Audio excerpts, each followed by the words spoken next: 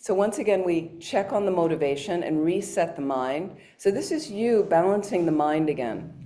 And all day long, from those external situations, we normally get unbalanced, and you want to, through the practice, get to know your mind. So here's an example, is get to know your habits. What are your habitual tendencies, okay? Meaning your mental habitual tendencies. I'll give you an example. There's somebody I know in my life, some of you have these people, their habitual tendency is to complain all the time, okay? So because they're so habituated to do it, they just fall into that rut is really well developed. So they get up in the morning and everything's a grind and everything is negative, negative, negative. They just always find fault really quickly, okay? So what happens is when you're around people like that, notice yourself, okay? But what I find is when I see this person, I'm happy to see them. I like them, right? So, but when I see them and I'll say, how's it going? How are you doing? And this is their first experience when usually this is the way it goes. 9 times out of 10 times, this is the response I'll get from them.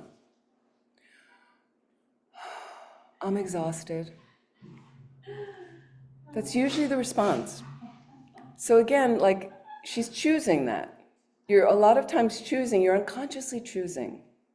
We unconsciously choose these things just out of a habit. You know, so when I see that, I'm a little bit like, oh, I'm exhausted. It's just like you don't need to be that way. And what happens is a lot of us settle. We settle. Why? There seems to be some comfort in the settling, meaning you're settling into some behavioral patterns that don't benefit you. And if it's not benefiting you, it doesn't benefit anybody else. Okay? But you're used to them and you got it through social conditioning.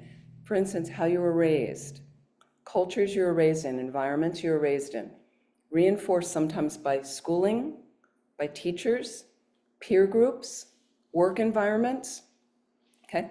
Bigger social conditioning, you know, whether I want to label it, sorry, the patriarchy, okay? But just different things that were political scenes, this. So again, through meditation, it's a way of me showing up, just showing up in a simple way. This is who I am. Every day, my practice starts again, and every day it is begin again. Begin again, okay? Some days my mind's really cooperative. Meditation's going well. Other days I've got a cold or I've got a bad headache or I feel really tired. Adjust. Even if I'm on retreat, on a strict silent retreat by myself.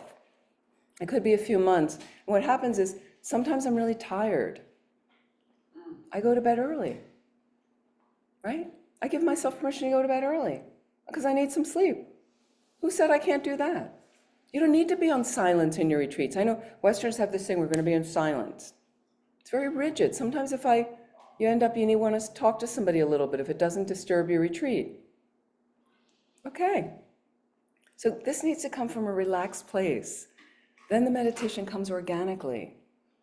Okay? But we have these fixed notions, like it needs to be like this, it needs to be, who made those rules? So I know there's somewhat of a structure to our practice in our life. You want to try. You have to make it realistic that it fits in with your life, because then you'll do it. So start there. And every single one of you is different. So you don't need to do it like, some people ask me, how long do you sit in the morning? It doesn't matter how long I sit in the morning. How long can you sit in the morning? Then that's what you're going to do. So one of the prominent messages, lessons from His Holiness the Dalai Lama, I watched one time. It was very simple what he said.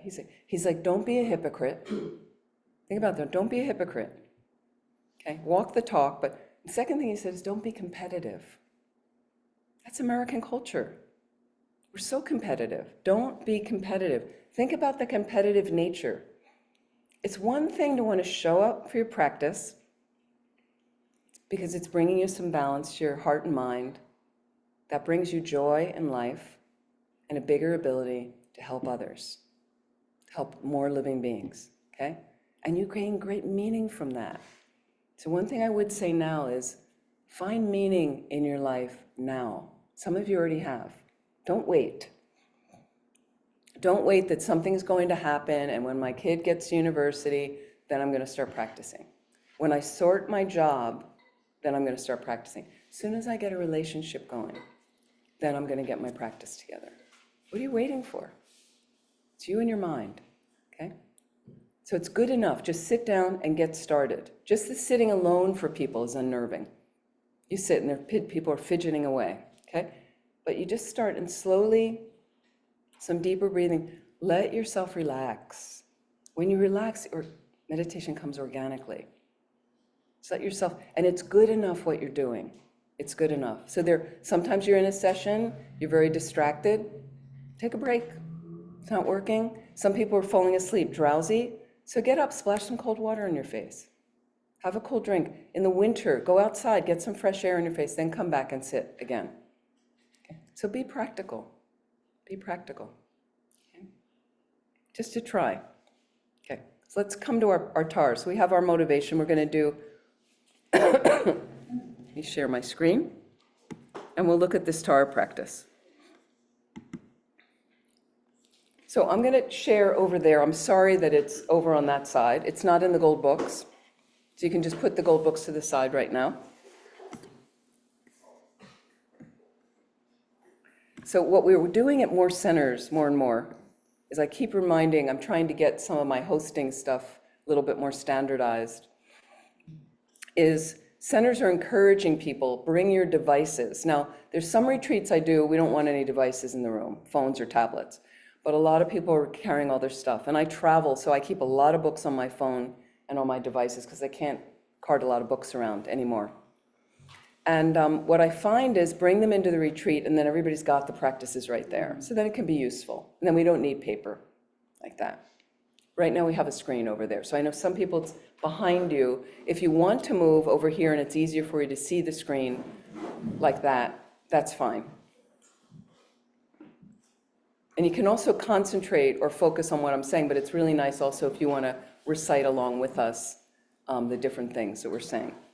Now, can you move my picture off the corner of the screen because it's blocking the prayers? Is there any way we can? I can't seem to do it from here, but there we go. Yay, thank you. Okay, so here we have our beautiful Tara. Excuse me, sorry. This is our black and white version of Tara. And you can see it's got the different Taras around her. She's got her entourage. So you want to make these beings your friends. We have a lot of friends. We have good friends. Are they virtuous friends? Are they friends that will take you to enlightenment? Okay, so friends and family are important. There's no question. But sometimes I travel a lot, so I'm on a plane with a lot of turbulence. What do you do when there's a lot of turbulence on the plane? Okay, mantras, right? But people get scared. I hear people around me. Okay, if there's an issue with the plane, think about it. Okay, and the plane really, something starts happening, people start screaming. How does that help? Completely freaks people out. Okay, so I just visualize I got 21 Taras. There they are around the plane, holding up the wings. We got your back, girl. Make it real for you. Discuss like that. Say mantras like that. Better to have your mind focused there. Okay, so you have to think about, what is my mind focused on? What is my mind familiar with? Okay, so some years ago I was in a big earthquake in San Francisco in an open air office with 30 people, 30 coworkers in my office. And we were in the building was, the office was in, it was a magazine in an old factory, an old mattress factory, so it was made out of cinder blocks. Those buildings don't do very well in earthquakes. We were on the 5th floor, and literally it was like watching a movie. It was like plaster was falling from the ceiling.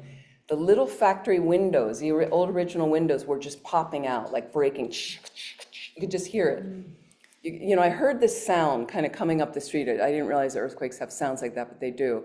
And then I could hear like part of my coworkers screaming, really. And then I heard somebody in the office next to me saying an expletive. So if the earthquake is happening and the building falls on your head, crushes you in that moment, which could happen, and you are saying, excuse my French, but you are saying shit at that moment, which some of my coworkers were saying, okay? Then you're going to come back as an insect because they love shit. Okay, so think about what is on your mind at any given time. Now, we can't completely control our minds. I get it. But you're trying. You work on it. Okay? So just think about that. There were Buddhists I know, we talked about what was on your mind at the earthquake. Some people just rolled out some mantras. Buddha of compassion, our simplest mantra, Om Mani Padme Hum. Most people know that mantra, Om Mani Padme Hum. Okay? Kind of like the all of the universe is like a jewel in the lotus of my heart. That's his mantra. Four-arm chin rasik. That's like that. Okay? So every deity has their own sacred saying. So here we have Tara. And let's just take a moment setting the motivation in a good place and thinking we could engage in this practice.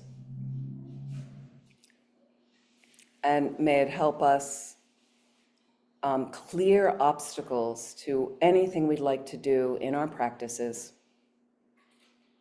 and setting up rich and consistent practices, and to clear obstacles on that path to a full awakening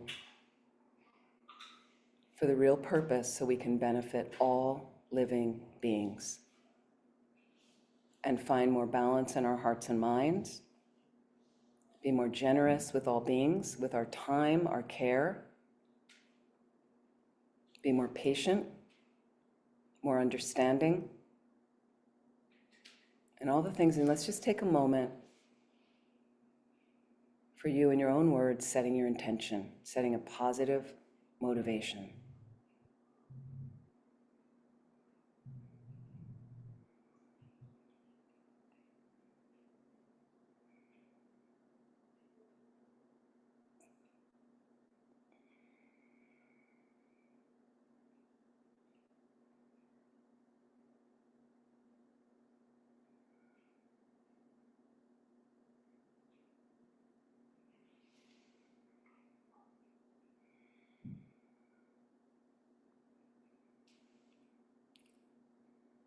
And imagine Tara in the space in front of you. So she is a few feet in front of you. She's slightly higher than the level of your head. And she's seated on a beautiful, open, multicolored lotus representing renunciation. On top of the lotus is a moon disk representing the good heart of bodhicitta. She usually just sits on both of those, not on the sun disk. And imagine her seated an emerald green goddess made of green light. And she's draped in beautiful silks, adorned with many beautiful jewels, with a radiant, peaceful smile on her face.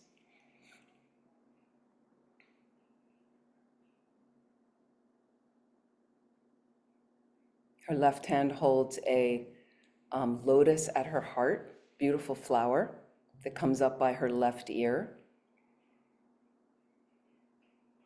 Her right hand is down by her right knee, holding the stem of another flower, is up by her right ear, and also granting realizations. And her left leg is drawn in, showing she has control over her sexual energy and desire. And her right leg is extended out, showing she is ready and motivated to jump up and serve.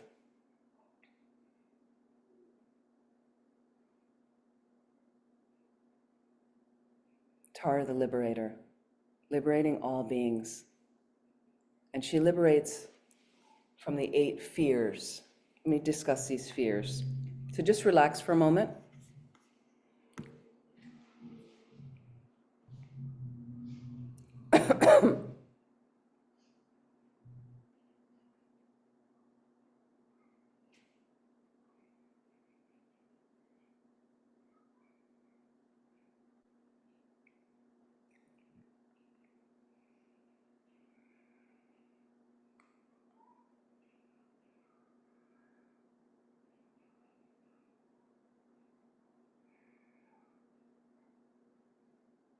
See if I can find these notes.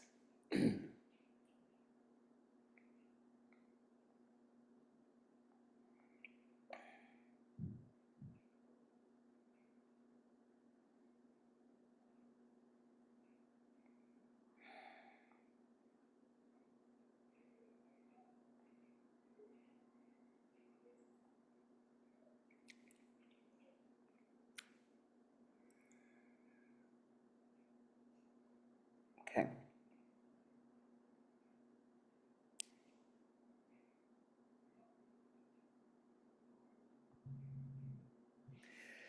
So sometimes they're visualized these different fears. They say there's fear of lions. This is more traditional. If you have a fear of lions, okay, but she liberates you from pride. That's what lions represent. Wild elephants. Some people have a fear of wild elephants. Okay, so obviously this is from cultures where there's some of these animals existed, but wild elephants represent delusion and ignorance. She liberates you from that. Forest fires, we have these, especially in California. Liberates you. Forest fires represent hatred, aversion, anger. She liberates you from fears of snakes. Snakes represent jealousy. She liberates you from the fear of robbers, burglary, theft, that is representative of wrong views, holding wrong views, which ultimately relates to emptiness. She liberates you from fears of prisons, being in prison, which represents greed and miserliness. She liberates you from fear of floods. If you have fear of floods, represents desire and attachment. She represents you from fear of demons, harmful spirits that represent delusion in general. That's what she works on.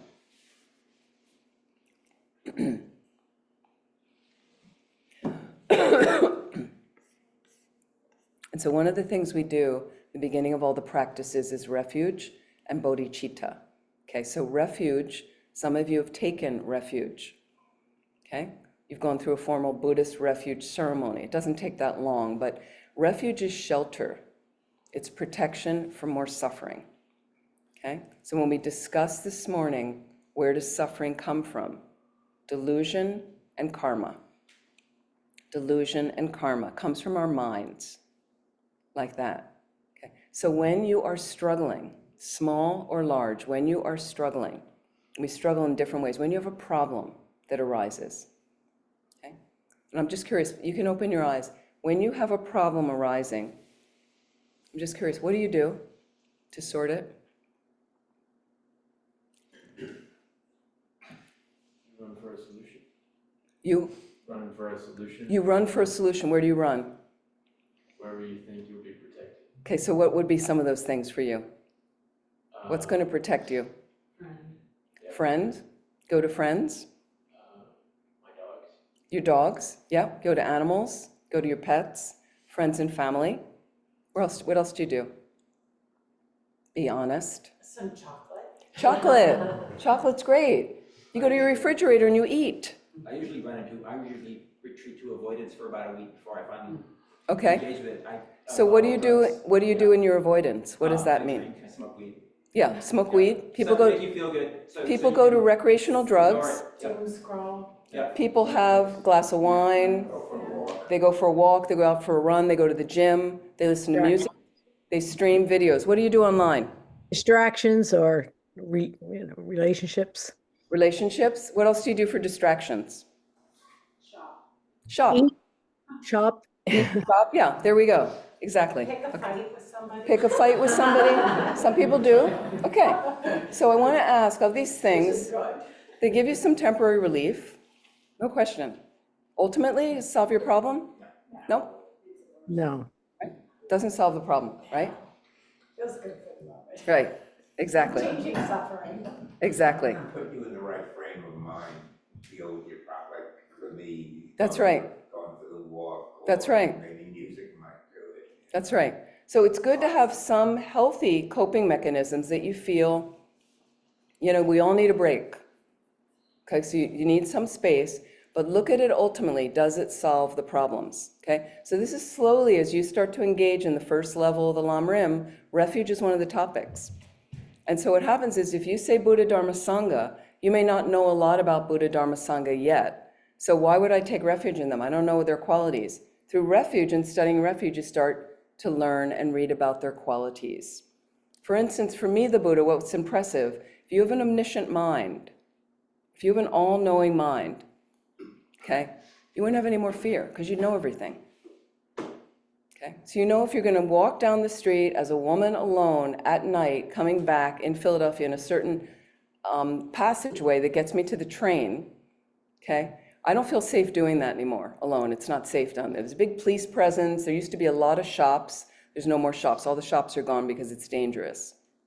Like that. The last time I walked through there, there were two guys with the, you know how they put the mask up here and then they've got a thing, and then there were two police women. I was watching, we were all walking, and she's like, lower your mask, you know the rules. Like, I guess it's a law. You cannot have a mask like that walking around Philadelphia because they can't figure out who you are on the cameras.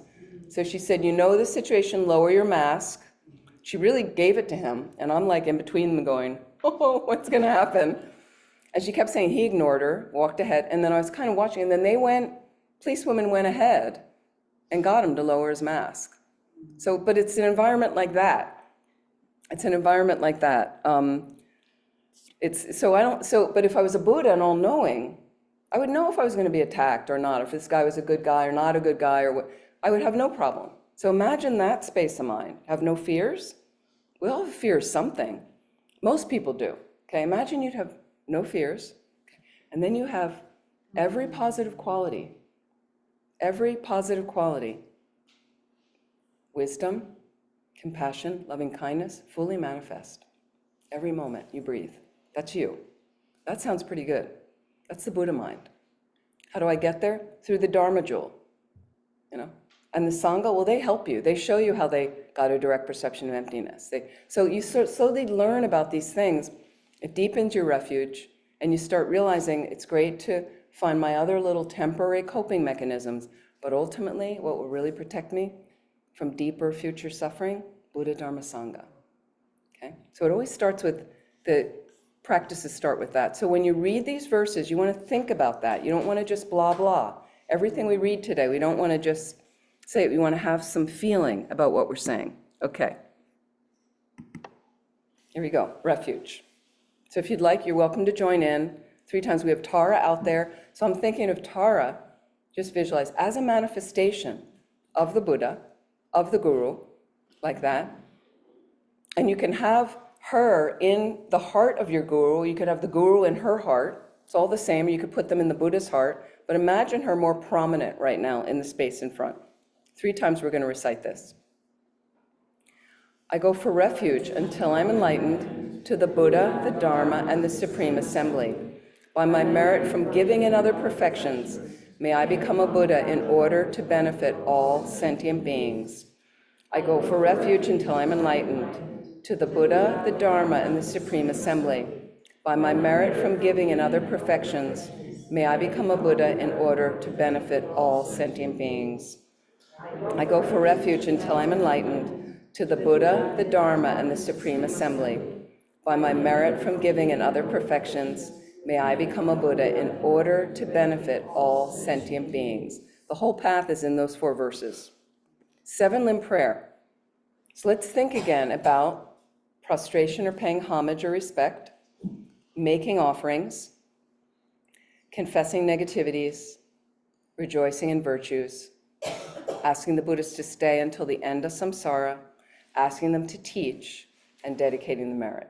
Those are the 7 limbs, 7 lines, very powerful practice. When you have time, you can just study in more depth the 7 limbs. We'll just read together. We'll read slowly. With my body, speech, and mind, I devoutly prostrate. I offer all offerings, both real and imagined. All sins and offenses amassed from beginningless time, I confess. I rejoice in all virtuous actions of holy and ordinary beings. Remain until samsara ends and turn the wheel of the Dharma for sentient beings. All my virtues and those of all others I dedicate to the great enlightenment. Offering the universe mandala offerings. So visualizing the most extraordinary universes you can imagine, filled with the most incredible things. You can also offer all the love you've ever experienced, beautiful sunsets, all the perfect opportunities of your lifetime to get enlightened. And imagine it multiplying, filling all the space. We'll read together. This ground, anointed with perfume, strewn with flowers, adorned with Mount Meru, 4 continents, the sun and the moon. I imagine this as a Buddha field and offer it. May all living beings enjoy this pure land. The objects of my attachment, aversion, and ignorance, friends, enemies, and strangers, my body, wealth, and enjoyments, without any sense of loss, I offer this collection. Please accept it with pleasure and bless me with freedom from the 3 poisons. Idam Guru Ratna Mandalakam Niratayami. What are the 3 poisons?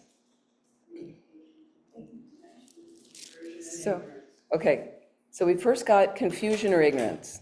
It all starts there, okay? Then you've got aversion or anger.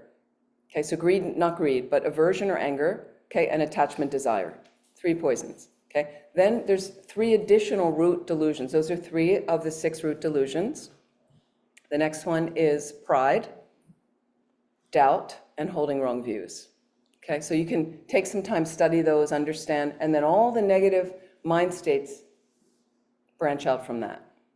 Branch out from that. So then you get greed, you get jealousy, you get things like that, belligerence. Okay. So we make a request. So feel free to read. Now what happens is we forget about these requests. So in Guru Yoga practices, okay, there's always a section of requests. There's formal requests you can make of a couple paragraphs, a few paragraphs, okay? In a longer Guru Yoga practice called Lama Chopa, or the Guru Puja, that's longer. So the 7 limbs are paragraphs. It's many verses of 7 limbs. So the prostration has many verses. Offerings have many verses, okay? But it's more merit for you. But it's a longer practice. So here we have shorter practices. That's okay, okay? So these requests are important. You can read some traditional requests, okay? But then pause for a moment. Make your own requests from your heart. So just stop for a moment. What would you like Tara to help you with right now? Please try to keep it out of the mundane. Make it something loftier in your own practice, in your life. Something that's going to enable you to move along a path, full awakening, to really benefit more extensively, okay? Make a little request from your side, just in your mind.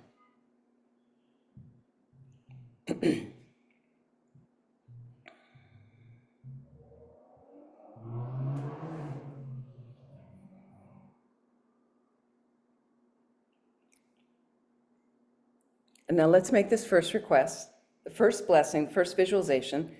Please bless me to purify all obscurations, non-virtues of my body so that it will become one in essence with Guru Tara's holy Vajra body. So they even call her here Guru Tara. Okay, so that's the Guru Yoga. We're yoked. She is the same as the Guru. So they planted her first in the heart of the Guru. So they're trying to remind you it's one and the same. And they're the same as the Buddha. So you've got this triple layer being, Buddha, Guru, Deity. That's all what Guru Yoga is about. And then what you're going to do, and with Hari's Yoga Tantra, you can do it in a different way, but with us it's fine, is what you're going to do is eventually you absorb that entity, that triple entity, into your crown, into a dynamic light, melts into your crown, dissolves to your heart. You feel all those blessings, that yoke, that bond with that energy.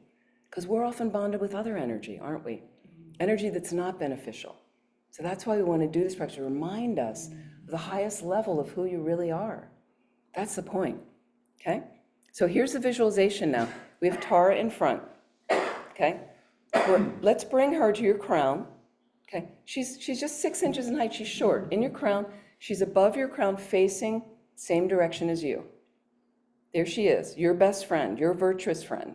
She's a friend that leads you to enlightenment, okay? And now you've got from her forehead is that little white Om syllable. So if you want to visualize Om, great, and it's at her forehead, and a white radiant beam of light comes from her forehead, and it curves around and enters your forehead, completely blessing you, and it purifies all the negativities you've done with your body. So killing, which includes killing insects, stealing, sexual misconduct. Okay? So just visualize that coming around, melting into you.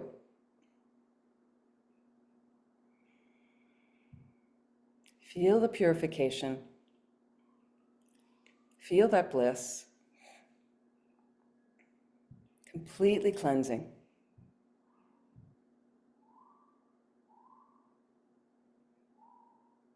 And let's do purification of speech. And now at her throat is a red ah, A-H.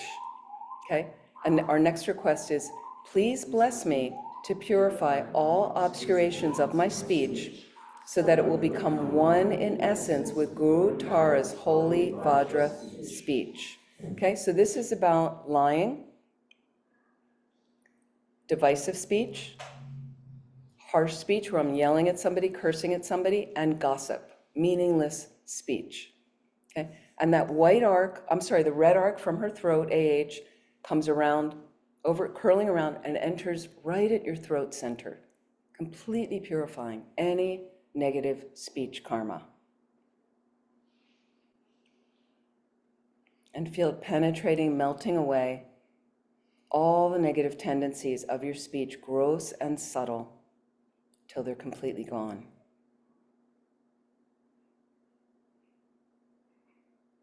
And feel that you're merged with that holy Vajra speech of Aryatara.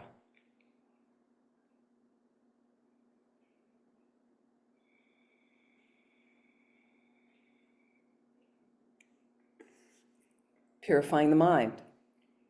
She has a blue hung syllable at her heart, H-U-N-G or H-U-M, radiant blue light coming from her heart, curving around, entering your heart now. Let's make our request. Please bless me to purify all obscurations of my mind so that it will become one in essence with Guru Tara's holy Vajra mind. And the blue light nectars arc around, meld into our heart. We feel the oneness. Our mind is completely purified of all obscurations of our mind and all the negativities we've done with our mind, like covetousness. So having a greedy mind, harmful intent, and holding wrong views. And our mind becomes one in essence with Guru Tara's holy Vajra mind.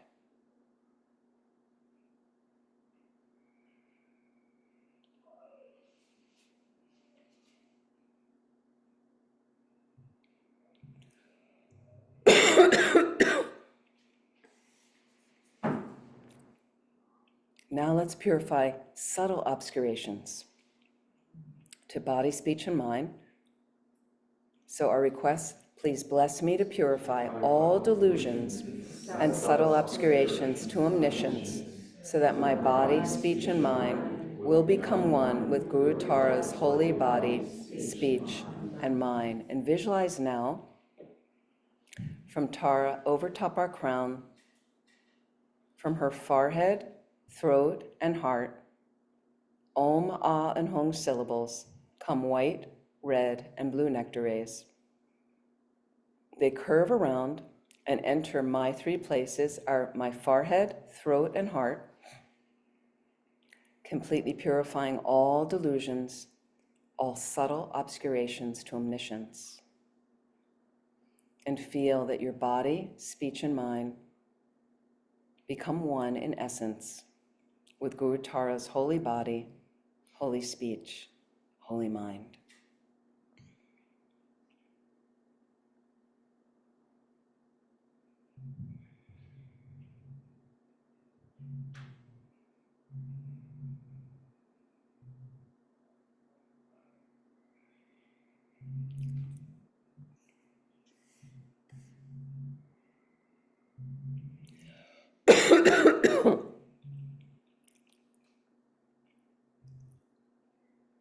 Imagine right now your root guru dissolves into Aryatara. And Aryatara melts into radiant green light that flows right into your crown. And imagine right now it purifies any wrong conception that you have of your I, of your sense of self, existing inherently, concretely, independent of any causes and conditions,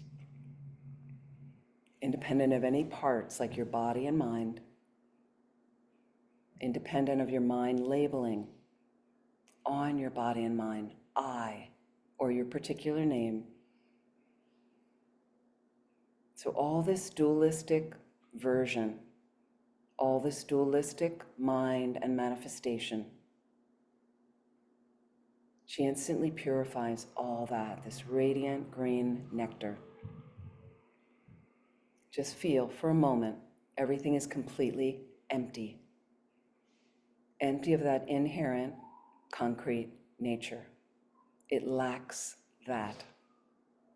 And not even a trace of them remains. Any understanding you have of emptiness, please focus on this for a moment.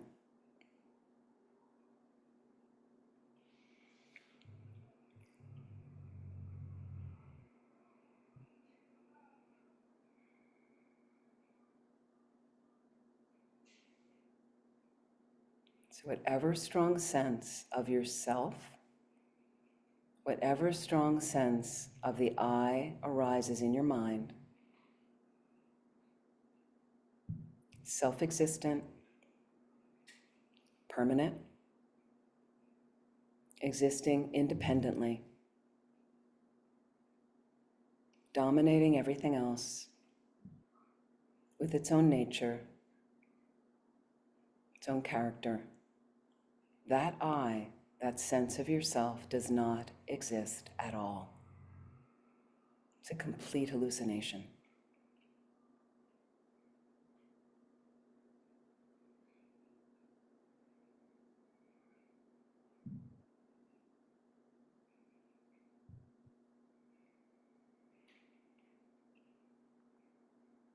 There's no I there at all.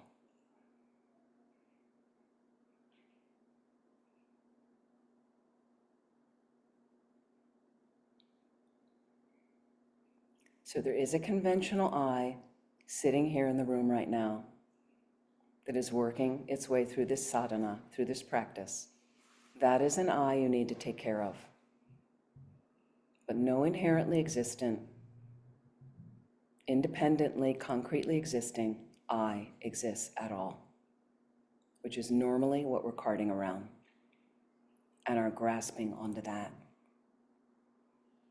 are cherishing that over all living beings.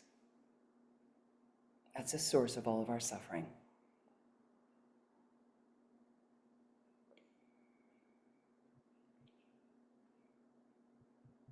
And just think for a moment, that strong, concretely, independently existing I, the source of all of our problems and trouble, that we believe concretely exists, that's a mistake, does not exist that way at all. And as Lama Zopa Rinpoche would say, it's a complete hallucination. Think for a moment, it's a complete hallucination. And Rinpoche would go on and say, and you trust that. That which doesn't even exist. That which is a complete hallucination. And you trust that every moment you breathe.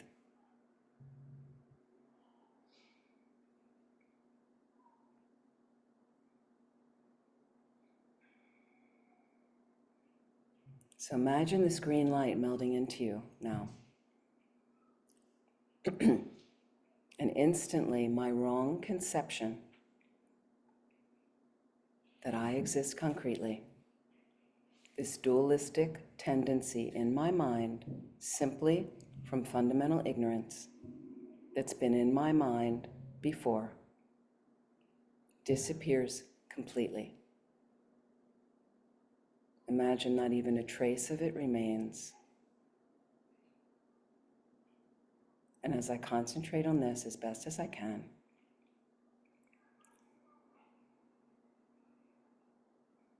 this absence of concrete existence, imagine it indistinguishable with Guru Tara's blissful, omniscient mind. Let's yoke ourselves to that.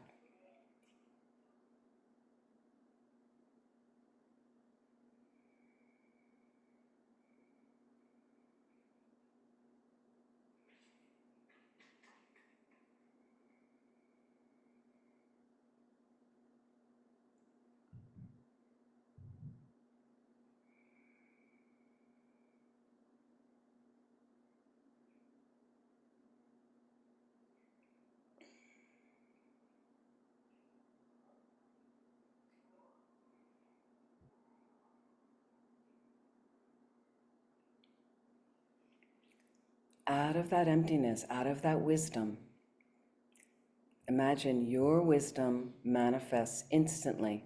Once again, Aryatara, seated over the top of your head on a lotus and a moon cushion. So again, just a few inches in height, this radiant emerald green goddess. And imagine at the center of her tiny heart is her seed syllable, Tam, T-A-M, the nature of green radiant light, and that's positioned on another little moon disk, lying flat, radiant little moon disk that's on top of an open lotus.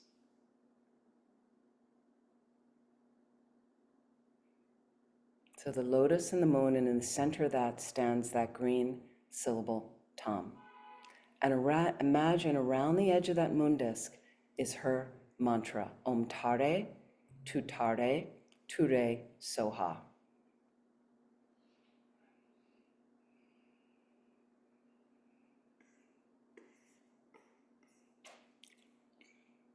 The Tam and the mantra are manifestations of Guru Tara's holy mind. And imagine your mind is completely unified with that. So imagine right now, green light and nectar begins to pour forth from the Tam syllable at her heart and the mantra garland, radiating out, filling her entire body, and now pouring out through all the pores of her body in every direction. And imagine it purifies all the negative karma, all the gross and subtle delusions of all living beings. Imagine spreading out through the entire planet. And imagine all the living beings transform into Tara.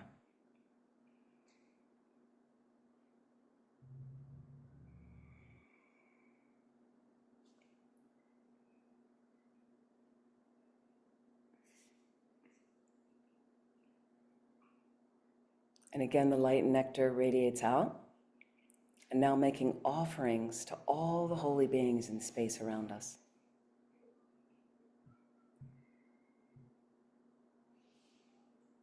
And hooking back their energy, hooking back the energy of all the Buddhas and Bodhisattvas, and all that energy comes pouring back into the center of her heart, fully energizing her.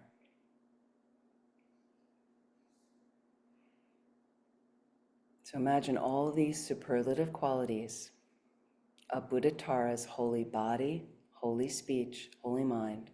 So omniscient wisdom, supreme power, and infinite compassion in the form of these great shower of these green light rays.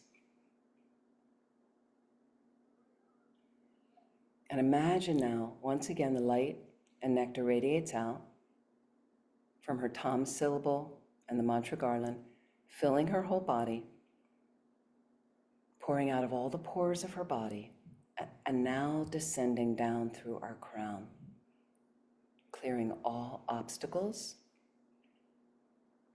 Anything you'd like to invigorate your practice, anything you'd like to help you gently go forth into your external work, into your external reality, you're always merged and empowered with her energy as we recite her mantra. Om Tare, Tu Tare, Ture Soha. So I'm just gonna recite once, if you want the transmission. So I'll recite it once, you recite, we'll do that 3 times. This came to me through my teachers, Lama Zopa Rinpoche, His Holiness the Dalai Lama, Lati Rinpoche, going all the way back that they got it, ear-whispered teachings from their teachers' mouths to their ears, in person, all the way back to the Buddha, okay? So if you'd like to get that transmission, you just recite after me. Om Tare, Tu Tare, Ture Soha. Om Tare, Tu Tare, Ture Soha. Om Tare, Tu Tare, Ture Soha. So we'll start with a chant, and we can recite together. If you'd like to join in, feel free, but at least keep the light and nectar coming down. It does help to recite as well, and when we finally go into silently recite, quietly reciting in a group, what you do is you do have to have air leave your mouth that you're reciting the mantra, not too loud to disturb the person seated next to you. Okay? So first we'll start with some chanting of the mantra. There's different chants for it as well. Om Tare, Tu Tare, Ture Soha. Om Tare, Tu Tare, Ture Soha. Om Tare, Tu Tare, Ture Soha. Om Tare, Tu Tare, Ture Soha. Om Tare, Tu Tare, Ture Soha. Om Tare, Tu Tare, Ture Soha. Om Tare, Tu Tare, Ture Soha. Om Tare, Tu Tare, Ture Soha. Om Tare, Tu Tare, Ture. So you can go at any pace you like.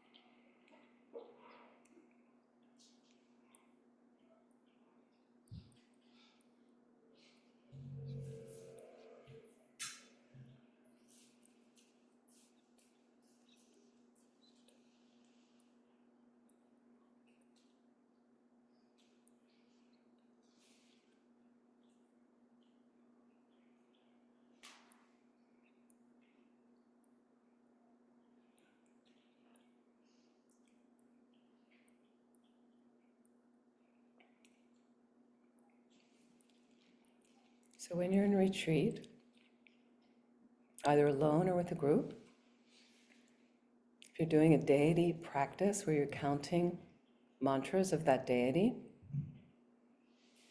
so you want to keep your mind focused with that level of concentration, level of meditative stabilization, on the visualization of the deity, the light rays descending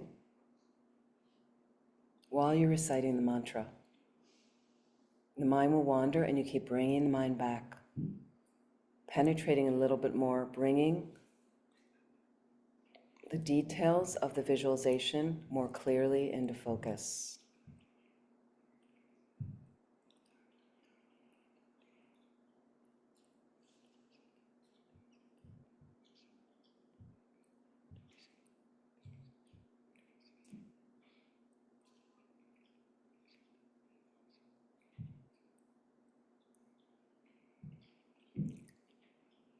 And at times you may want to focus on the rays absorbing to your heart, so your body and mind represented there, merging with that energy of Tara.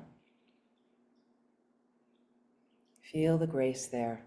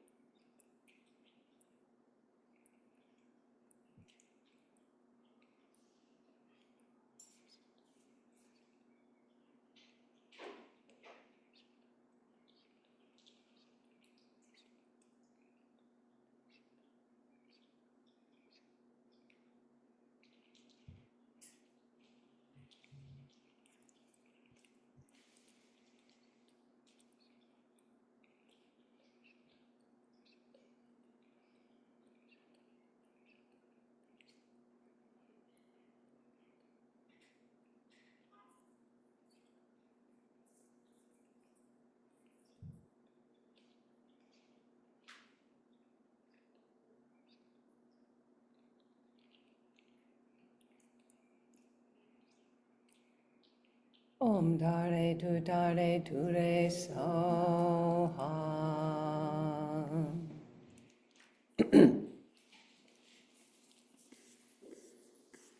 So before we dedicate, other ways to help us create another reality, to help us deal with the external reality in a more empowered, positive, compassionate way. We also have Tara praises we can do. So again, a 4-line verse for all the 21 Taras. Eventually, if you'd like, you can learn them, figure out what colors they are, what position. Some of them are wrathful. Okay, so sometimes you need a little stronger energy like that, but it comes from a place of deep compassion. It's not about hatred and anger like that. It's transformed, okay? So we're going to slowly recite these praises in English. You can also learn them in the Tibetan. It flows a little better in the Tibetan, like that. One time, I don't know what your plans are for New Year's. You have a New Year's retreat? You're going to do a bodhicitta or something? And do you do it on New Year's Eve? We're going to do it on January 1st, during the day, fantastic. It's a great way to start off the new year. One year we did, I think you were here, we did an all-night Tara practice, yeah. Some of you remember. Some centers would do where, depending how long people can stay up, I don't think we made it through the whole night, but we got to around 4 in the morning or something. But some people will do where, and that's how I learned the Tara praises in Tibetan, was we were doing this years ago at our center in India. We did it all night, and then You can slowly doing them over and over again, but you can certainly do them in English, absolutely, but sometimes it's nice to try a little bit of both like that. No, I was wondering if you were having something New Year's Eve, so you can also do like that. Happy to come and lead something New Year's Eve if you'd like, but we can see if somebody wants to do something, maybe, but I don't want to interfere with anything you've already got going. I don't want to jump in with, okay, so let's recite these praises, and you really want to feel like these are your girls, okay, these are your friends, okay? So it's like and so what we're saying is, I'm saying positive things about them. You're recognizing each of these taras. You can join. Oh, my prostrate to the noble transcendent liberator. And it has some nice energy. So when you do it with a group of Tibetan nuns, it is fast. They are cranking in Tibetan, and you're no, no, no, no, no. And you'll hear this sometimes at teachings with His Holiness the Dalai Lama, when there's a break time and everybody goes off to the bathroom, and the people that are left sitting, and they're reciting Tara praises over and over. They'll do it over and over and over. Why? Clears obstacles. Clears obstacles. So we don't have a context of that yet. We don't have enough faith to understand how they work, but there's some energy. It's doing something. So this is good for the planet. So we can ask all these taras, can you please come here and help us, help our country, help our planet, help things like Gaza to be able to be rebuilt in a more positive way with food, shelter, clothing for everybody there in an equal regard, that they'll be able to find a way to have their own country, their own state, and they'll be able to peacefully live, and Israel will be able to peacefully live with all those countries like that they'll be able to fix that. For Ukraine and Russia to be able to find a healthy solution. This is what Tara does, to please calm that situation down. Calm those egos that are keeping that fueled like that. To help our own country to calm the egos, to have them a little bit more oriented into sharing with everybody so we can all partake of the wealth this country has to offer like that, and have freedom for all beings that live here. And all the other places on the planet that are struggling. There's many, many places struggling right now that we never focus on, like Africa, like African countries, right? Like Yemen, things like that, like South Sudan and places like that are really struggling. Yeah, Myanmar, like that, okay? So let's ask all these taras, can you please help right now to send those ripples out, those clearing of obstacles like that, for all the positive, all the benefit to manifest. All my prostrate to the noble transcendent liberator. Homage, Tara, swift, heroic, eyes like lightning instantaneous, sprung from opening stamens of the Lord of three worlds, tear-born lotus. Homage, she whose face combines 100 autumn moons at fullest, blazing with light rays resplendent as 1,000-star collection. Homage, golden blue, one lotus, water-born and hand adorned, giving effort, calm austerities, patience, meditation, her sphere. Homage, crown of Tathagatas, actions triumph without limit, relied on by conquerors' children, having reached every perfection. Homage, filling with tutare, Hung desire, direction, and space, trampling with her feet the seven worlds, able to draw forth all beings. Homage, worship by the All Lords, Chakra, Agni, Brahma, Marut, by the hosts of spirits, corpse raisers, Gandharvas, Yakshas. Homage with her trait and paid sound, destroying foes' magic diagrams, her feet pressing left out right and blazing in a raging fire blaze. Homage to Re, very dreadful, destroyer of Mara's champion, she with frowning lotus visage, who is slayer of all enemies. Homage at the heart, her fingers adorn her with three jewel mudra. Light ray masses all excited, all directions wheels adorn her. Homage, she's so joyous, radiant, crown emitting garlands of light, laughing with tutare, subjugating Mara's devas. Homage, she able to summon all earth's guardians assembly, shaking, frowning with her hong sign, saving from every misfortune. Homage, crown of Tata, and moon, all ornaments most shining. Amitabha in her hair knot, sending out much light eternal.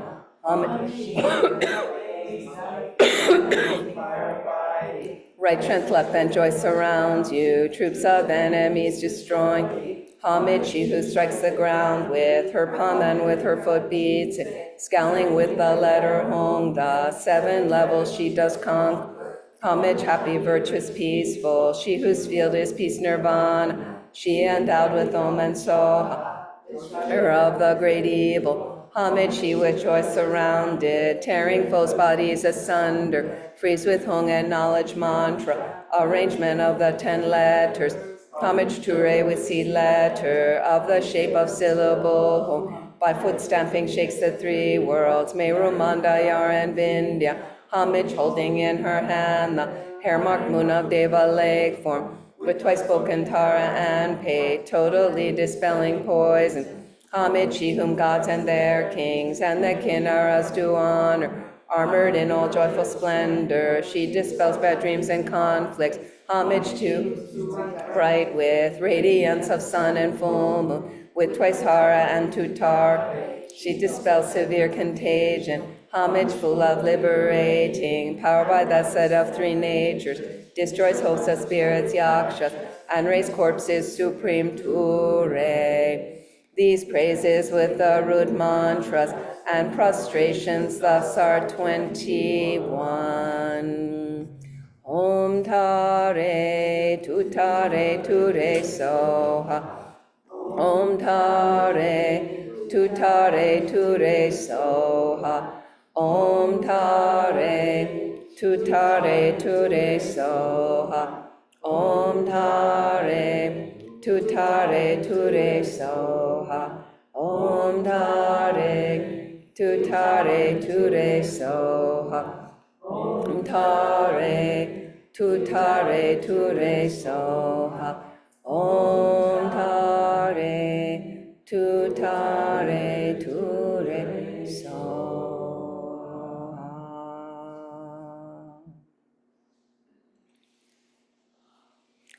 Please let's dedicate the merit, whatever positive energy we've created.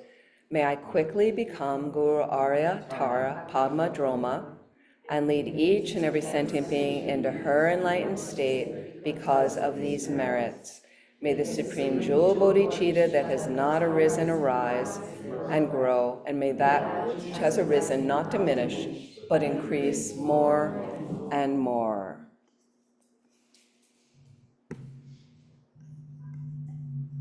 So please, if you need to stand up and stretch, and then we'll take some questions. Does anybody need a 5-minute break? We just need 5 minutes to, okay.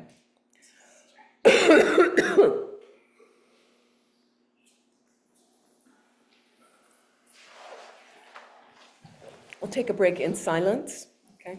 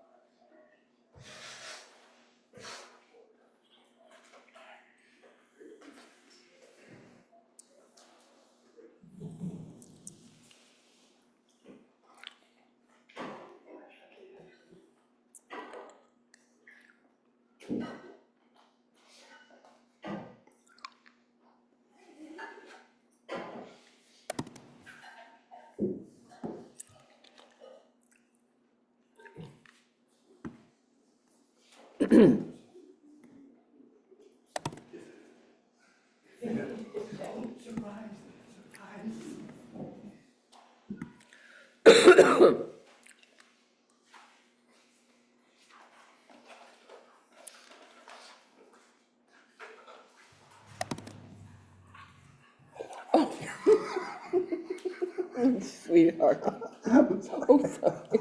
How are you? It's good to see you. Great. Oh, you're great as well. So I'll see you later. Yes, I can't wait. Yes, thank you so much. You're welcome. I love the panels are amazing. I'm sorry? The solar panels. I looked across and I was like, what has he done now? What wonderful We're improvement. gonna keep doing it. You know? It's wonderful. It looks fantastic. It's just, every time I come, it's amazing. Nice. Shining. And look at you, you have a different background. Yes. That's one of my tatas. Yes, I know, I saw my own avatar, the same. That's magic. All right.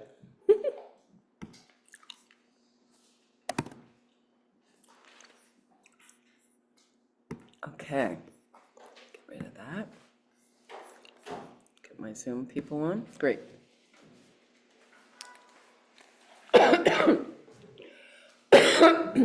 Excuse me. So while I'm sucking on my, I want to go over some things with you about the Tara mantra, just to remind us, okay?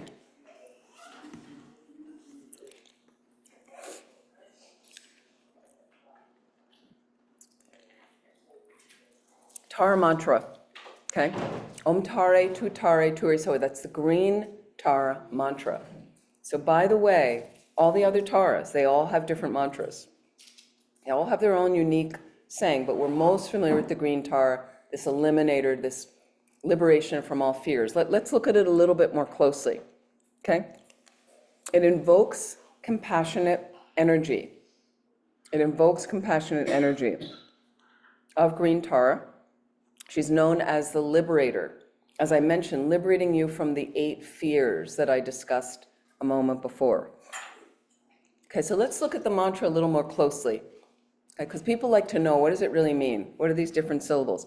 Om starts with Om. Well, many mantras start with Om, kind of a universal syllable, primordial syllable. It's a universal sound representing body, speech, and mind. Representing body, speech, and mind. Tare, Om Tare. Tare is liberation from suffering. Liberation from suffering. That sounds pretty good, okay? Tu Tare, protection from fears and obstacles. Sorry for my lozenge in my mouth. Tu Tare, protection from fears and obstacles. Ture, liberation from disease and physical suffering. So it's slightly different levels of liberation. It all sounds great. This is her total purpose. Final word is Soha, which is a closer like Amen. Okay, many mantras end with Soha. Tibetans did not have a sound for the letter V. They don't pronounce V's in their etymology. Sometimes it sounds like a B, or it just becomes silent. So you can either say like S-V-A-A-H, Svaha, that's proper, or you can say Soha. Both are proper, in fact. Sometimes it depends on how the teacher gave you the transmission, then it's best to recite the way they gave you the transmission. Doesn't really matter, okay? So Soha signifies establishing the qualities in your heart. So I'm kind of Amen, I'm developing these qualities. I'm merging myself with that level of Tara. As I said, becoming one with Tara, right? Or it's a request for blessings. You're making a request, asking for help. If you want to go a little bit more specifically into these syllables, Om Tare, Tu Tare, Tue Soha. Om, again, universal sound representing body, speech, and mind of all the Buddhas. Tare refers to liberation from the sufferings of samsara, so the cycle of death and rebirth, okay, and the removal of afflictive emotions that causes that suffering. Afflictive emotions, also known as delusion or imbalanced mind states. Tu Tare invokes protection from the 8 fears, as I mentioned before, which can be external, like forest fires, or it can be internal, anger, like that. Ture signifies liberation from physical diseases, emotional suffering, physical suffering, okay, bringing peace and well-being. And Soha is like, so be it. Again, Amen. May it be so. Signifies establishing the root of the path and receiving blessings in your heart. Overall purpose, what is helpful? When it's chanted together, Om Tare Tutare Ture Soha, it's a powerful prayer, okay, that helps you overcome fears and anxieties, helps you to find inner peace, inner strength, okay, receive protection from physical and mental dangers, heals you from disease and suffering, attracts compassion, strength, and healing, many good qualities, connects you with divine feminine essence and the essence of wisdom and love. That works for me, right? But think about it. So what we're doing is you get toppled by external stuff going on. And so then you reach for your weed and your glass of wine and your TV and your streaming videos and your music and all these other things, and I call family and friends, unless they have an omniscient consciousness, how much does it really help you? And what you're doing is you're creating another habit of relying on that. So granted, sometimes you need a break, yeah? Sometimes you just need to kind of mindlessly go, I'm done right now, right? Okay, within reason. Within reason. Wait, let me turn that off. Okay? That if you do some of those things too much and the habit grows and grows and becomes a deep trench in your mind, those are the things you start relying on. Those are the things you start reaching for more and more. You're more comfortable in that space. And what happens is you check when you're in the space, the mind gets lazy, it doesn't really help. And then I just want another habit of that because it's comfortable, because it's comfortable, because it's comfortable. But all these other things, creating, physical well-being for you, a happy, peaceful mind, countering disease, countering, adversity in your mind. Hello, this is the kind of stuff we need right now to deal with the external reality. Okay, so I can show up at a march. I go to marches, right? I have a political background. I went to the No Kings. I had my sign, right? Is your sign peaceful? Is it compassionate and kind? Or is it antagonistic? Think about what kind of sign you make. Think it's about what your motivation is when you go. I was so proud of my township. Huh? So like New York, you guys had an amazing turnout. Thank you. Right? Philadelphia had a really good turnout. My niece lives downtown. She wanted me to come downtown and go with her. That would have been fun. Okay, but I had this cold. I didn't really feel that well. So then I ended up that I found out my township was having a show up area, big corner, big busy corner. All four corners, they said they were going to do something. Now, my township, I went 10 years ago to a little protest outside our congressperson's office, who was extremely corrupt and eventually had to resign because of his corruption. Okay? So it ended up that out there at rush hour in a busy thing, and my sister was visiting, we made signs, we turned up, 5 people turned up. I'm not kidding. I come from a conservative township outside Philadelphia. 5 people turned up.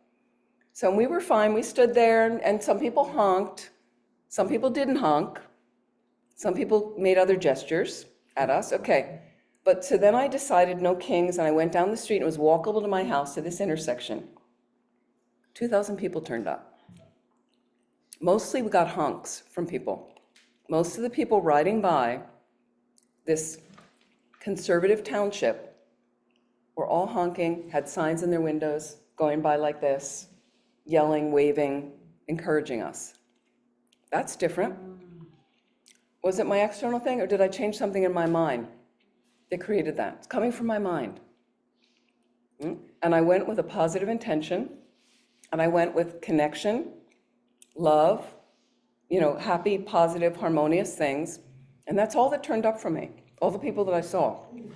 Okay, now we had infiltrators. We had the other side. A few people turned up with different sides, not many of them, and I heard people dialoguing with them. And for the most part, what I heard people dialoguing with was really constructive. People really discussing, not yelling curses at each other and slamming each other and you're a jerk, but people trying to figure out, okay, we can both be here and we can both connect harmoniously.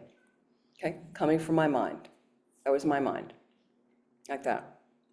So it wasn't just me. We had a little collective scene going on, like you have in New York. But I felt really buoyant. I was really touched by my community. that somehow because what happened when my niece said, come downtown, I was too sick. I couldn't deal with the crowds. I knew it would and also the public transportation getting there would have been hard. And I live outside Philadelphia. But I decided, I said, and I had a couple friends that were visiting. So I said, well, we're going to go down the street. And I wasn't sure what we would turn up. But I also said to my niece, I said, well, I want to find out who does turn up, because in my community, I don't really know that many like-minded people. And I was like, whoever turns up, these are my peeps. I want to know who they are. And so I met a couple people that I knew there that met me, saw me, and hugged me. And were like, oh, great, you're back. It was really heartwarming to me that we're not alone, by the way. I've always felt alone in that community. First of all, I look like this. How many people look like me living where I'm living, right? But the thing is, people know me now. They know I'm a Buddhist nun in their community, okay? I ended up finding on my street, which has always been very conservative, and you can see at voting times, all the conservative lawn signs go out on people's lawns. I saw that for years. It doesn't happen anymore. Those signs are not there anymore. Now there's other signs. And then I find out who's living across the street from me. My dear, vegan neighbor and her vegetarian daughter. Living, who knew, and they love me. They think I'm the greatest thing since, and I love them. I'm just like, I can't believe there's somebody that. So these things start to manifest. You're not alone, but if you want to isolate, if you want to stay angry, yelling and railing at everybody else, and there's no solutions, and this is horrible, and then that's what your mind starts playing back to you. That's what you're going to see. You're going to see all the dirt, and all the gunk, and all the torture, and all the horror. But if I want to stay connected and believe in the fundamental goodness of people, okay, even my triple gem, right? Sometimes I'm working with a different triple gem than Buddha, Dharma, Sangha, right? I'm working with Putin, Netanyahu, and Trump, okay? So now let's think about it like this. I mentioned this last night.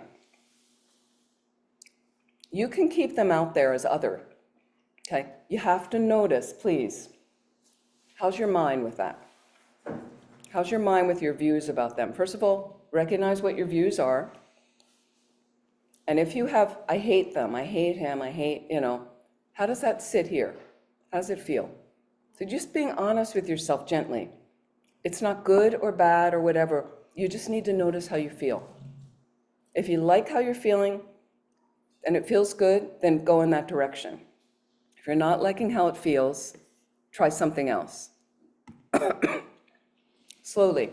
So what I noticed was I kept hearing people, the messages I was getting from my friends overseas, this person, how is he doing this? This is awful, unbelievable, blah, and all this negativity about these people. So I kind of looked at it and I thought, wow, they are strong beings on the planet. Isn't it interesting how somehow my mind right now is projecting these beings on the planet? There's always been beings on the planet we projected since you become a thinking adult. Like there's always been some being that you didn't, somebody adverse to, like that. So what I found interesting is it's got to be coming from my mind, and it's all relative. It's all relative. So some years ago, if you remember, in the United States, we had a leader named George W. Bush. Remember? Remember him? Okay. Well, for Buddhists, he was a target. And people used to say, funny things and negative things, and he was the great evil, and he was horrible, and okay. And New York certainly remembers because he was there during 9/11. Something really close to you guys. So then what happened is some years later, we had different presidents, and then Trump was elected his first term, if you remember that. My father was still alive. I was living with my father. So we have a small house, and he was always watching the news in his bedroom. I'm next door working, my room. So at one point he says to me, hey, come in here, I want you to see this. I think it was an inauguration day. Right? I don't watch a lot of TV, but I think it was inauguration. He goes, I want you to see this. And I go into his room, and there on the TV, on the news, was they'd have the exiting president, but they had the past president show up for the inauguration. And there was George W. Bush. Okay, so Trump's being inaugurated, But then I see George W. Bush, and he looked really good to me, right? Like suddenly I was kind of thinking, oh, I wish he could be president now, right? It's all relative. Yeah. It's all relative. So I don't need the extremes and make people this and that. So if you have these three beings that I tend to work with, because a lot of people are pretty upset about these three beings right now, and they're creating a lot of hassle in the world. So I'm a human being like them. Now, I don't know their mind. They could be Buddhas, okay? And I'm not a highly realized being, so I don't know their minds. But what appears to me, and I'll respond through that, that's what we do, but it looks like they're creating a lot of harm on the planet, okay? And they're really upsetting a lot of people, and they're killing a lot of people, destroying a lot of areas, okay? So it's creating a whole imbalance in our planet, okay? Regardless of which region they're in and what they're doing in that immediate region is really tragic, okay? So I look at that. Now I can choose to hate them from my side. Doesn't do anything to them. They don't even know who I am, okay? And I can join forces with people that hate and have a lot of anger. And we can sit at a dinner table and spew that anger at each other and all agree that this is horrible in my opinion, and I've been in the middle of these things. My opinion is important. You need to listen to my opinion. My opinion's important. I'm going to tell you how to think, and I'm angry. And then that vomits over onto somebody else who may just have wanted to show up at the dinner because they heard they were having this kind of food and they know the cook's really good. And now they're in the middle of this angry thing. And it's hard to eat with that anger. Maybe the cook made the food with that anger. It's not pleasant to eat that, okay? Because I remember running Buddhist retreat centers. The cook is a really important position, okay? You want to have good food. People on retreat, the last thing they have to hold on to is food. There's nothing else on retreat. It's you and your mind. So people focus on the food. But the thing is, I worked with all kinds of cooks and a lot of retreat cooks because you got a lot of fire in the kitchen, especially if it's gas that you're cooking on, right? Creates a lot of anger in the kitchen. And people, I was in the middle of two cooks that drew knives on each other. And I was like, you know, please take it down a notch. But it creates that energy. So if they're making the food, is what retreaters are eating, okay? So this is a little bit why we owe it to our neighbors, our family, and our friends, our communities, right? I don't have to march out an angry opinion onto you and vomit it over you. I need to check my mind and keep checking, is there any benefit in what I'm about to say right now? Please check before you participate. It's okay to say to somebody too, in a certain setting at an appropriate time, would it be okay if we talked about something else? Like, you know, you're not being apolitical and you're not being that you don't care, and it's just figure out where can we constructively go, or maybe say, where can we constructively go with this conversation? Like, so bring it into something positive that's useful and meaningful. It's really, really helpful. You can start to take control of your lives in that way. Some of you are already doing it, okay? So what I first learned was my hatred of these guys doesn't really help. And you know, I'm a human being. They appear to be a human being. And that means, fundamentally, we want to be happy and we don't want to suffer. Is there anybody in here that wants something different? Seriously. Anybody online want something different? Okay? So basically, everybody wants this. They want to be happy and they don't want to suffer. Okay? Now, isn't it interesting how we want to be happy, but happiness often escapes us? Okay? And we don't want to suffer, but sometimes suffering shows up. That's samsara's nature. That's for me and those three leaders. We're the same like that. By the way, we are the same in that. So now I have those common threads with them. Here's another common thread. We have Buddha nature. Everyone with a mind has Buddha nature. Doesn't mean you're a Buddha. It means you have a potential that can ripen into a fully realized being. Putin has that. I totally believe that. Netanyahu has that. Trump has that. Okay? And you go, well, come on. Like, okay, what happens? Why you might not be seeing it? Well, I have a limited mind. I have a limited mind. I don't see everything clearly. And they may have more veils of obscuration covering over their Buddha nature. So if you're a human being, you have some limitations. That means I have some obscurations to my Buddha nature. So do they. So we're very much the same that way. Now what happens is I live in my little simple life. So when I make a mistake, it doesn't really affect many people, okay? When I was running a Buddhist center, it affected more people. So I had to be a little bit more careful. Some of the decisions that we made, some of the actions. But my simple little life, it's pretty easy to go around the planet teaching, whatever. And when I mess up, which I do because I'm human, right, it doesn't affect that many people. But if you're leading a country, and you miss no reality, because you don't have a direct perception of emptiness, so you have a mistaken view of reality, but all of us, we all act from there. Mistaken view, and you're still acting from there. I'm engaging from there. But think about the harm you can do if you're leading countries. Think about the mistake that you make and how that will reverberate to affect thousands and thousands upon thousands of people. The whole planet is affected by these wars, by these situations.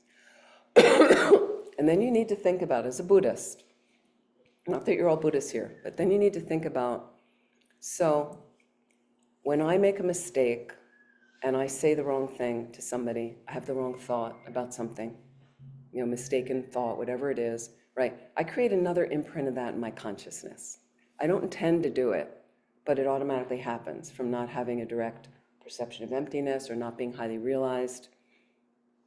And those little seeds get planted and they stay in my most subtle consciousness, and that's what reincarnates Buddhism believes.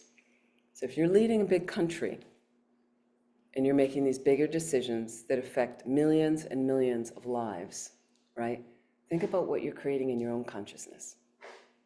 Think about the suffering you'll be perpetuating for lifetimes to come, is what Buddhism says. Those three leaders, the suffering they're creating for themselves. So when you see suffering people here, I walked by many people on the street yesterday in Manhattan, people living on the street, all ages, all different colors, different sexes, like that. All these people that my heart went out to, of like, how can you be living there? How come you're living there with your dog? And how come you're living there with your baby? And how can you be doing? And what are you going to do in the winter? And my heart goes out, right? Think about these world leaders, what they're perpetuating in their minds. How can we not have compassion? So just think about that a little bit. If you can think about it a little bit every day, and it's hard with them, it creates a little bit more strength in your mind to take them. Okay, but in the morning you signed up, if you're a Mahayana Buddhist, that I wanted to become a Buddha to benefit Lama Zopa Rinpoche, all sentient beings, the emphasis on all.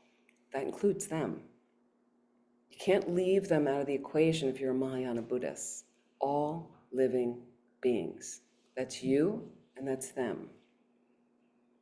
So the more compassion I can start to grow in my heart towards them, it has some ripple effect on the planet. We try. If anything, it really fixes your mind. You're more balanced, you go out there. You don't have as many imprints of hatred and anger and all those other delusions swirling around. A little bit more balanced. There I am, as I mentioned last night, on your buoyant cushion.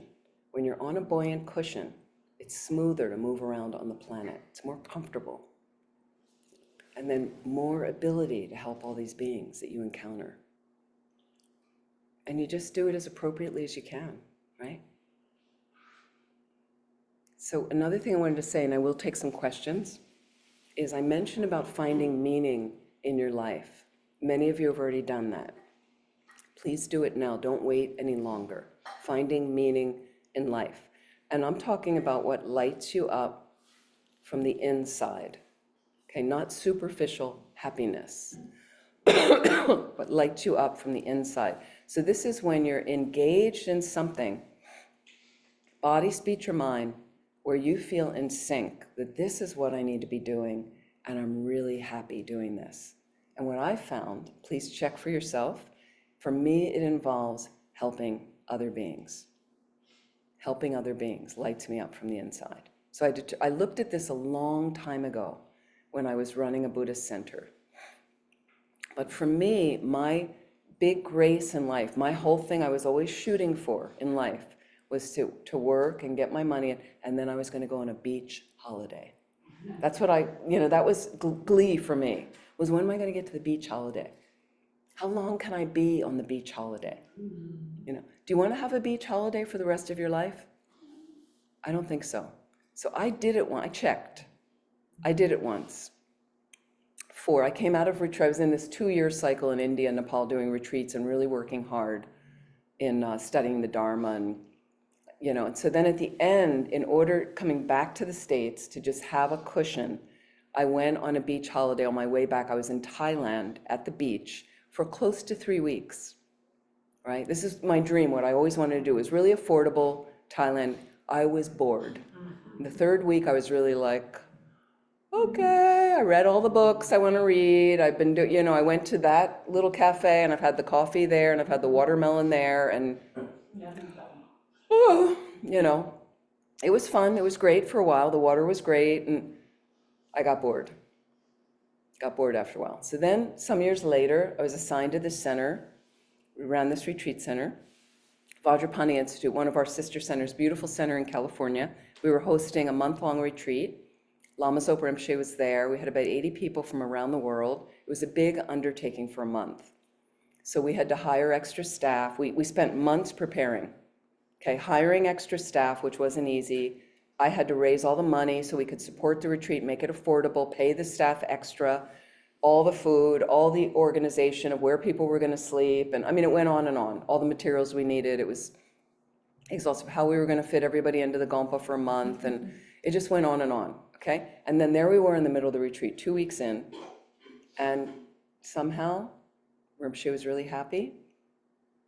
The participants were really happy. The staff was really happy. Everything was just swimming along, really smooth. People were getting a lot out of the retreat. And we came out one night of the last session, beautiful summer night. Our stupa, our shrine was all lit up. And there was me and some of my friends walking around the stupa, beautiful summer night in the redwoods. I was higher than I've ever been, right? I just thought, I want to do more. I want to do more of this. This is meaning. This is happiness. This is deep contentment. Can I somehow direct my life in a way that I can do more of this, right? And I never looked back, It wasn't about following the money. You don't make any money at our centers, Trust me. You don't make money teaching at our centers. That's not why we do it. But when people show up and they go, God, I got so much out of this retreat. This was so helpful to me. Thank you so much for helping me balance my life. And find what works for you. It's going to be different for everybody. Find that path, whether you're nursing, different unbelievable vocation nursing. There's many right livelihoods. Nursing is one of them, if you do it with the right motivation. I've met some incredible nurses, incredible priests, incredible rabbis or practitioners or Buddhist lamas or Buddhist practitioners or teachers or on and on, mothers, fathers, people giving you coffee. The woman over there this morning, it's a lovely place over there, came from my mind, right? Right, but I'm just, because I walked down the street and there used to be a cafe there. I think it changed, right? It's a different cafe now. Same name, but I think Different people. Anyway, it looks different inside. It was, anyway, but so I came out of the subway and then I was going to have a coffee and I thought, there used to be a cafe there. I hope there's a cafe there. And I don't know where else to go in the neighborhood. So, and then I came down and I was like, oh, there it is. It was completely different than I remembered it, but a very sweet woman in there. And so you can create healthy relationships with everybody. That's our job on this planet if you're in this room. Sorry, that's your job. And you see His Holiness the Dalai Lama. For years I've watched His Holiness gone to teachings and he's just friends with everybody. He's just, you can have that experience of your heart. He doesn't have a lot of walls in there. It's just spacious bliss in his heart-mind experience. You can have that with people. Now I understand the New York subway is a little guarded there. You can't just be totally out there on the subway. But you can still have, this morning, me and this French woman having a little conversation. She said, are you a Buddhist something?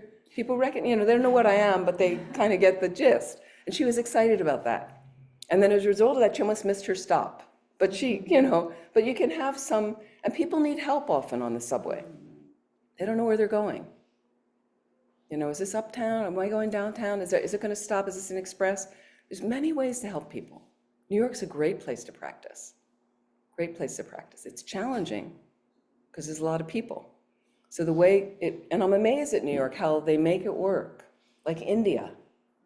So, how it just seems people understand how to get in, how you get into the backdraft, and you make it work. It's great. Great lessons there. So please make sure you find that meaning, go in that direction. Don't worry about the other stuff, go in that direction. But of course, appropriately. If you have a family to take care of and kids, you need to, that's a good direction as well. But on the side, make sure it's meaningful. Make sure you're raising the kids with good values. And makes sense? Are we communicating? Okay, so please, any questions? Yeah. Yes, please, Barry. Two prongs. First, to be really silly. First one could be really silly, but I create a visualization of green Tara. Working with it from football this week too. But at the same time, is there a dimension where green Tara exists in a different realm? Is my visualization. But the second question, you threw up a scenario. People are chatting about the government, and and everyone's complaining. And one aim that I'm trying to do is be able to shut the hell up, which I'm not doing now. But and when this group that I get together with a bunch of guys, it's a pandemic. The best thing for me is to be quiet. And I often set that goal, I'm not going to gossip. But I seem incapable of following through. And it's very hard.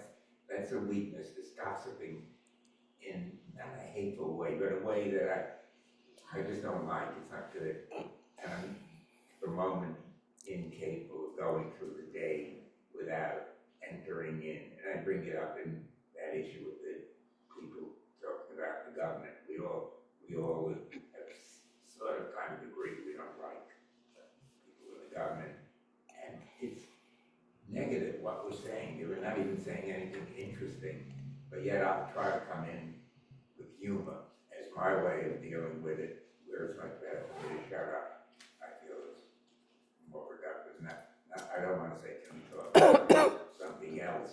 Because I hate I don't like it when I'm talking about something and someone says, well, can we discuss something else? Yeah, so the first thing about Tara, where does she manifest? She manifests any place you think of her. She's there. Physically? She can be, yeah. You may not see her, you may not have pure enough karma to see her, but the Buddhas and Bodhisattvas are around us all the time. So you just need to connect a little bit more with them and they'll show up. Like that. You can put her right in the center of your heart, put her on your crown, she doesn't have to leave.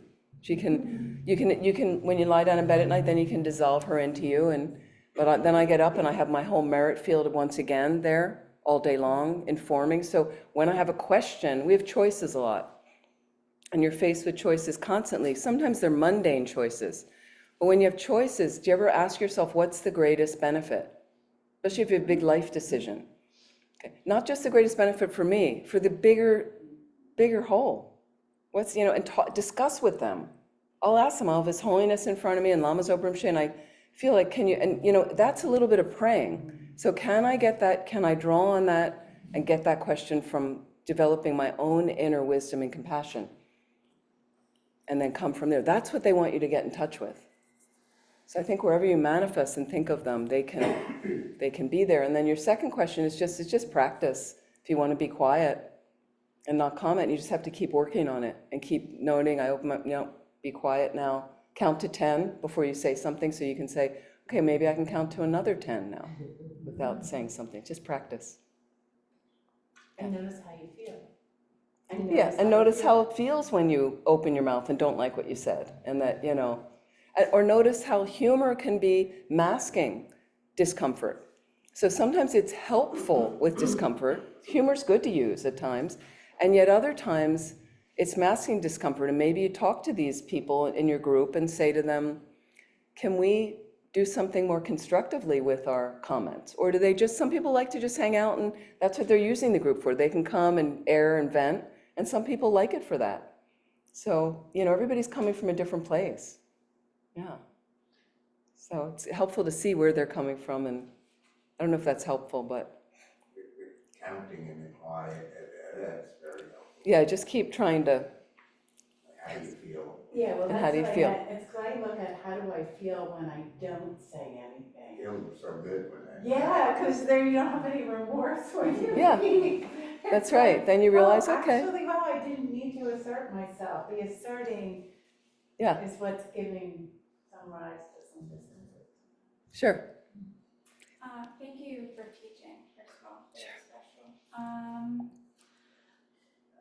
In my day job, I'm a therapist, and so I spend a lot of my time listening to the ways in which people are suffering. But skillful means is something that I feel like is elusive when you're listening to someone in pain, and I feel like I have Dharma in my heart that has helped me so much. And I guess my question is, when you are kind of bearing witness to someone suffering and watching them, in some subtle or gross way perpetuate that suffering, whether you're a therapist or not, we see this all the time. How do you, besides doing the inner work of continuing to practice and try to get enlightened or have the direct perception quickly, how do you work with that or try and, plant a seed in someone else's heart to feel empowered to get themselves? So you have the answer to that. What would you do? Well, what I do is yeah, it is internal, and I try to say coded or uncoded to what I think will land for them. And then I also, just keep doing my practice, dedicate it to them. Right. What else can you do? Nothing. Yeah. You can't do it for them. You can only take care of your mind. So you're going to use your skills as a therapist. I'm sure you have a lot of skills. And at appropriate times, finding the appropriate language and wording that you think will work for them, which is different for each client, right? Because I do coaching on the side. So how can I just put that out there without any expectation? And they have to do the work. You can't fix their mind. You can only fix your own mind. And lead as an example. Just be an example for them. But there's a lot of people that self-sabotage all the time. There's people that they're settling and their comfort zone is hanging on to the negative patterns. And they're not going to move out of it, but they want to talk about it. So you're there as a sounding board. I do know some therapists. I have some friends that have chosen with a couple of people, discuss that they won't see them anymore because they're just hanging on to the old patterns. It's radical to do that, but they realize it's not benefiting this patient to keep taking the money and the person's just perpetuating, and they're just working with people that are moving, that are shifting now, that are committed. I want to change these patterns. I'm signed up, and it doesn't mean they're going to do it perfectly, but they're working the program. They really want to do it. So that's a choice because that sometimes gets somebody to wake up and go, you're not going to see me anymore? How can you not see me? And just say, we're not moving anything. Like, you have this potential to make some changes and shifts, and I don't really see that you're interested in doing that. I'm working with people that are doing that, or find your own ways to discuss that. And that's really all you can do, right? Yeah. So thanks for what you're doing. Yeah. Yeah. It's hard. It's hard. It's a little bit of tough love, some ways. And some people just decide they don't want to go there as a therapist, as a counselor, and they just decide they'll just continue to see the person. And maybe it has some positive effect on the person too, of keeping them in a certain level, but you just have to also deal with your own frustration that this is the best it's going to be. And people, I meet with students all the time, so I can see there's some people 15 years later, I'm just like, oh, you're asking me the same question that you've asked me 10 times before, and you're still not taking any of the advice. And that's, but again, I happily show up. I don't mind, things like that. And yeah, you do the best you can. So just giving you, we're out of time. So I first want to thank you for showing up. I want to thank you. Really nice to sit with you. So that tar practice, again, we're going to do tomorrow. We'll talk some more tomorrow as well. We have the morning. And what I was going to say is, if you're on retreat on your own, if you're in a group setting, mantra recitation, you do it as long as you can keep concentrated, ideally. Now, if you have to count a number of mantras, and like last summer, I had a lot of mantras to count, and I didn't know if I would complete that number of mantras. I could have done less mantras, but I got some instruction that was kind of like, but if you can do this many, that's really the way to do it. So I looked, but you have to come from a relaxed place where, and what you start noting is you'll start to notice how long it takes you to complete a full round of a rosary. So some people get a rosary. It's just like Catholic nuns. It's designed to count your mantras on, so you keep track, right? And then if you're counting a lot of mantras, I have little stones, and I would just move a stone, so every mala was another stone, and then at the end of the day, you would tally up, or each session, right? I don't get into a big counting thing. I'm obsession with counting, okay? So I don't even add up the mantras. I only do that weekly, so that there's not a constant. But what I did is, in the beginning, I wanted to see how long it would take me to count the mantras. Could I finish this number? Like 1,100,000 or something, okay? Could I finish that? So I wanted to get a track of one day, how long would that take me? So I had an idea, and then I wasn't sure if I would be able to finish. So I just said, well, let's just do the retreat and relax into it, see what happens, okay? So if you're really reciting a lot of mantras, a Vajrasattva retreat perhaps that can take 2 to 3 months full time, like that. Other mantras, if you're generally reciting 10, 20 minutes minimum, I'd say on a really formal retreat, but some people are doing 30 to 60 minutes. Trying to keep the concentration there, trying to keep that concentration, okay? I wouldn't do any more than 60 minutes. Even that may be too long. But, 30 minutes, keep it going, keep it fresh in your mind. The sessions are somewhat similar, but you may be building in other practices to other sessions. Standard traditional practices, some people would do 4 sessions a day. Some people do shorter sessions. They might be doing 6 sessions a day, Every session, I like to have some lamrim meditation. My evening session has more longer dedications, some protector practices, things like that. And my morning practice, I might do some prostrations separate and then build in other practices along the way like that. And you can learn more about that as you go along in your Dharma career like that. So I want to thank you so much, because it's really, really nice. You get a little taste of Tara. We'll get another taste tomorrow, and really bring her to mind. And let's do some longer dedications. I'm going to share my screen. Can I ask a quick question? Please. When you do the para or the mantra repetitions for yourself, when you're on your cushion, you still do them out loud? Yeah, if you're on your own in your own space, just do them out loud. You can recite as loud as you want, or if you're whispering, but you should always somehow. Somehow it has to come out of your mouth. There's only a few mantras you can do silently where you're doing an inner visualization, more subtle energy system, highest yoga tantra. But this one you say out loud. You need to say out loud. Anybody online have any questions, please? Okay, everybody okay? Let's see. Okay. People are hiding, doing other things. I know what you're doing. I know what you're doing. Okay. Okay, so I'm going to share my screen, and we're going to go to one of our prayer books. And this is in your gold prayer book if you have it. And you can turn to page 235. And let me just find the one I can share on the screen. Here we go.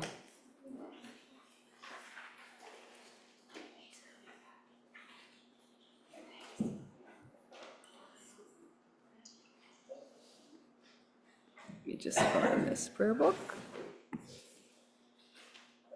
Teaching prayers, teaching prayers.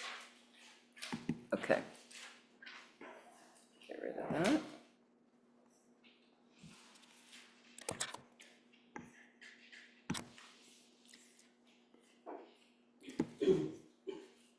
Let's see if this will come up. Doo-doo-doo. Here we go.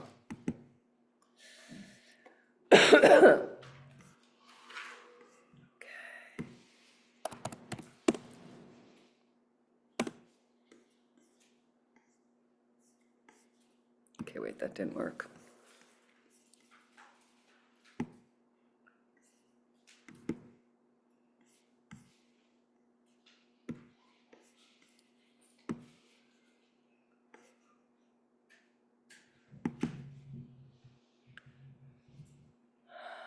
No, I don't think it's working. Okay, let me close these other things out.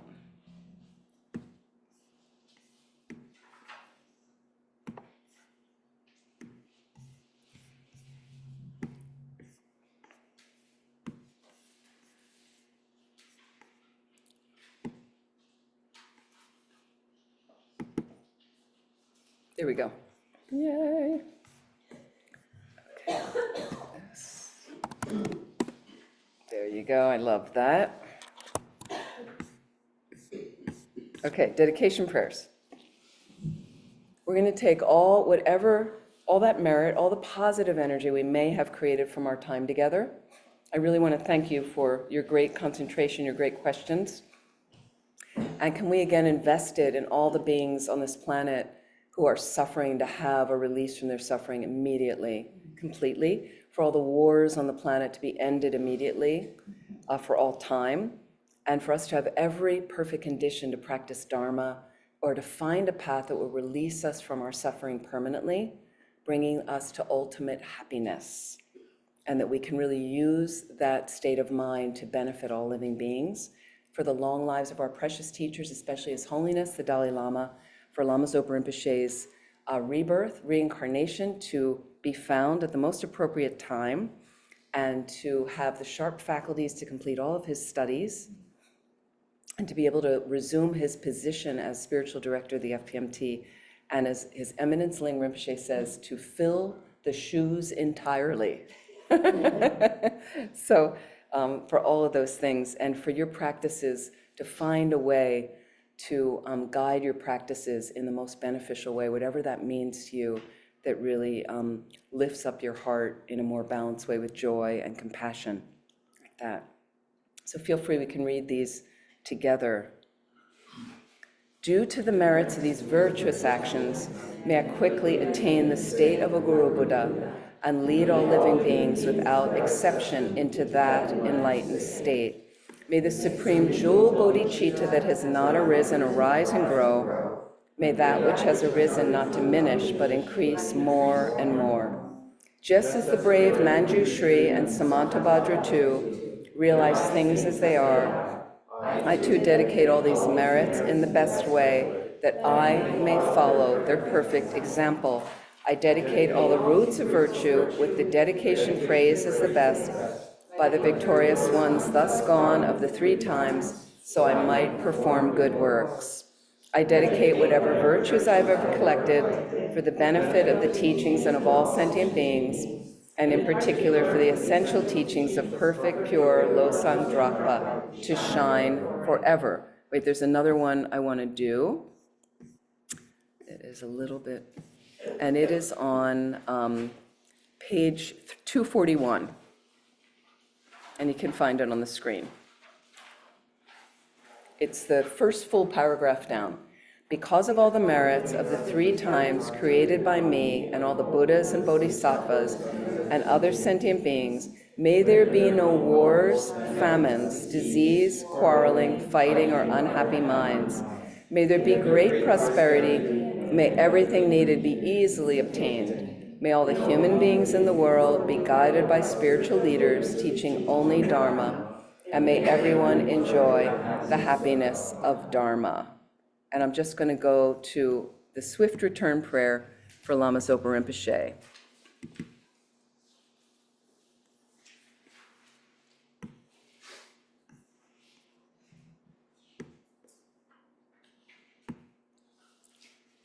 Okay.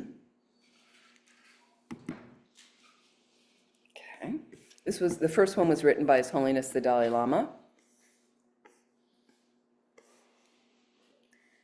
Peerless teacher and assembly of the children of the victorious ones, Shravakas and Pratyeka Buddhas, victorious Losang father and sons along with the lineage masters, all the objects of refuge of infinite lands, please bestow the virtue and goodness of accomplishing this prayer here and now.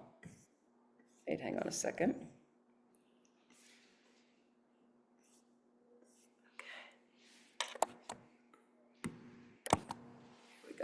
Holding and spreading the Muni's precious and complete teachings, through explanation and practice, you wore the armor of patience that is never discouraged.